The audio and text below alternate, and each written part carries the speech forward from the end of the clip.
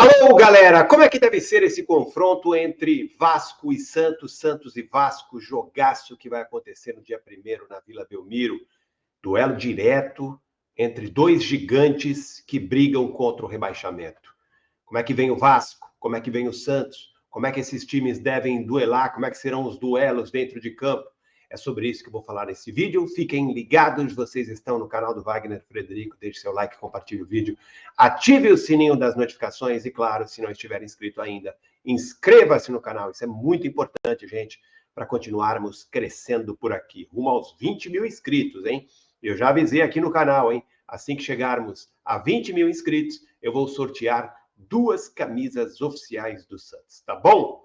Conto com vocês. Bom, todo mundo querendo imaginar, né? Como é que vai ser esse jogo tão esperado do dia 1º? Vila Belmiro liberada, com torcida, deve estar, certamente estará lotada, né? Para esse jogo importantíssimo para o Santos, gente. Muito, muito importante, porque se o Santos vencer o Vasco, independentemente do resultado do jogo do Vasco, o Vasco joga ainda antes do Santos contra o América, uma partida válida aí pela 15ª rodada do Campeonato Brasileiro. O Vasco estava devendo esse jogo.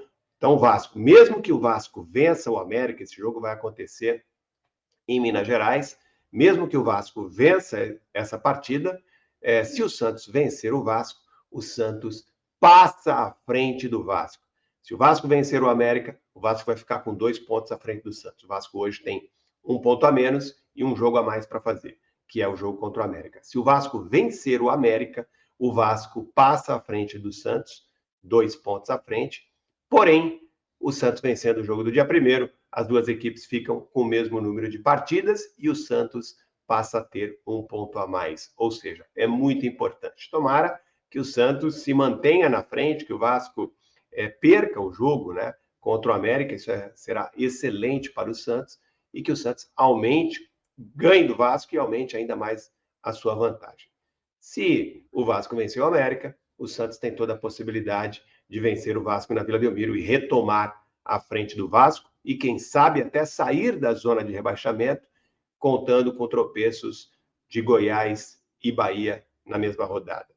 Bom, mas como é que deve ser esse jogo? Né? O Vasco mudou muito. Aquele jogo lá no primeiro turno, vocês lembram? O Santos venceu por 1-0 com o gol do garoto David Washington, que nem mais está no elenco, foi vendido aí para o futebol inglês. O Santos venceu, foi uma partida difícil, o Santos foi muito pressionado, mas num gol de contra-ataque o Santos conseguiu uma vitória muito importante, venceu o Vasco lá em São Januário por 1-0. O Vasco hoje é um time completamente diferente, assim como o Santos. As duas equipes investiram muito nessa janela de transferências do meio do ano e estão muito modificadas. Como é que vai ser o duelo atual? Claro, o Vasco tem esse jogo lá em Minas antes, pode ser que perca algum jogador, mas se a partida fosse hoje, o Vasco iria com essa escalação aqui, ó.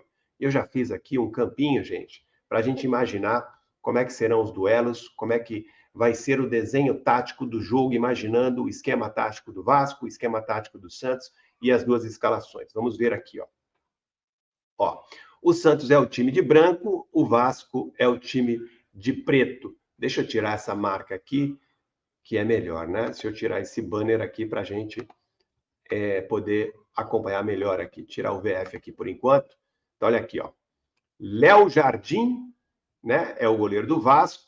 O Vasco, na minha opinião, joga, né, tem jogado aí os últimos jogos, pelo que eu observei, num 4-1-4-1, uma linha de 4, né, uma primeira linha de 4, com o Rodrigues, Medel, o chileno, que está improvisado na zaga, o Léo, zagueiro, Lucas Piton, lateral esquerdo. Aí, entre as linhas, Zé Gabriel, que é o volante marcador, né, do Vasco, e aí uma segunda linha com Paulinho, atacante pelo lado direito, Rossi, Praxedes e Payet pelo lado esquerdo, o francês Payet, veterano, o Payet de 36 anos, que deve jogar novamente como titular nesta partida.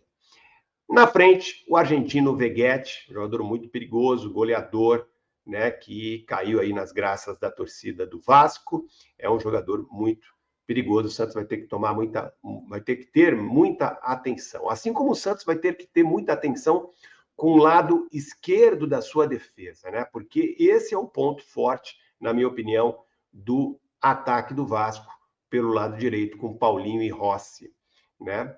Rossi que chega muito bem ao ataque, Paulinho também, né? Como um atacante aqui de beirada. O Santos vai ter que ter muita atenção aqui com Kevson e Dodô, que vai fazer mais uma vez o terceiro zagueiro, né? Essa deve ser a escalação do Santos, um 3-5-2, com Dodô de novo improvisado como terceiro zagueiro pelo lado esquerdo. Então o Santos vai ter que ter muita atenção aqui desse lado esquerdo com Paulinho e Rossi, né? O lado direito, eu acho que o Santos vai ter menos trabalho, acho, porque o Payet não é um jogador de muita intensidade, é um jogador muito técnico, mas é um jogador já de 36 anos, e desse lado o Santos tem muita força física, com Lucas Braga, Joaquim, são jogadores de mais intensidade. Então eu acho que o Santos vai ser mais atacado aqui pelo lado direito. Os duelos que eu imagino aqui é o Lucas Braga, em cima do Payet, com Joaquim na sobra, o Praxedes, Meia e Lucas Lima vão se encontrar muito durante o jogo, assim como do lado esquerdo o Rossi e o Jean Lucas. Jean Lucas vai ter que dar uma atenção muito grande aqui, um apoio muito grande aqui pelo lado esquerdo da defesa do Santos, ao Kevson e ao Dodô, porque eu já disse, o lado direito do Vasco é o lado mais perigoso. E aí, né, o Marcos Leonardo e o Soteldo devem ficar aqui, né, pressionando aqui a saída de bola, deve ficar mais flutuando aqui nesse espaço entre a primeira linha de marcação do Vasco e o Zé Gabriel, que é o volante que fica ali entre as linhas, né?